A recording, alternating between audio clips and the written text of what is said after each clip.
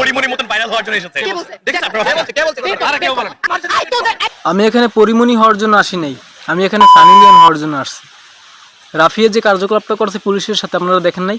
পিছন থেকে জামা টামা টাইনে ছিঁড়ে ফেলতেছে, আবার তুই তুই করে ব্যবহার করছে। আপনি আঙ্গুল নামান। আপনি আঙ্গুল নামিয়ে কথা বলুন। প্লিজ না আপনি আঙ্গুল নামিয়ে কথা, আপনি আঙ্গুল নামিয়ে কথা। পুলিশের দোষটা ছিল কি? ধানমন্ডি 32 নম্বর বাড়ি পাহারা দেওয়া, এটাই? সরকারের একটা নির্দেশনা তো আছে, সরকার যে নির্দেশ দিয়েছে সেই নির্দেশনা অনুসারে তো তারা কাজ করতেছে। তোমরা এত বড় মেধাবী হয়ে গেছো যে পুলিশদের, সেনাবাহিনীদের, দেশের প্রশাসনকে সম্মান দিচ্ছ না, তাদেরকে যা মন চায় তাই বলে যাচ্ছ। এক শিক্ষার্থীকে পুলিশ ভাই বলছে, সেটাও নাকি পুলিশের ভুল। তাকে ভাই বলবে কেন?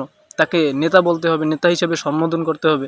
তোমার ইউনিভার্সিটির স্যার এবং পুলিশ স্যারদের মধ্যে পার্থক্য হচ্ছে এটা যে পুলিশ হচ্ছে মাঠ পর্যায়ে কাজ করে, তোমার ইউনিভার্সিটির স্যার হচ্ছে রুমের ভিতরে বা তোমাদের শ্রেণীকক্ষে কাজ করে। এটাই ডিফারেন্স শুধু।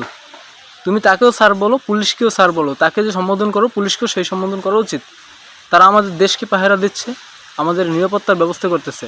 ইউরোপের দেশগুলোতে দেখো, সেখানে সেনাবাহিনী আর্মিরা কত হাই লেভেলের স্যালারি পায়, তারপরও বিলম্ব হচ্ছে তাদের কাজে।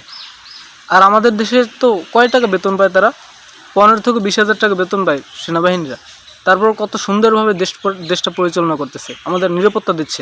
তারা যদি হাল ছেড়ে দিত তাহলে আমাদের প্রতিটা জেলায়, প্রতিটা বিভাগে, অঞ্চলে, অলিগলিতে সব জায়গা নির্যাতন নিপীড়ন চলতেই থাকতো, যেমনটা 5ই আগস্টের পর দেখা গেছে।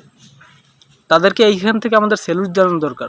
তারা আমাদের ভালোর জন্যই করতেছে, এটা আমাদের বোঝা দরকার। যেহেতু আমরা এডুকেটেড, তোমরা যেহেতু এডুকেটেড, আমরা নয়, সেই এডুকেটেড মর্যাদা তোমরা রাখো।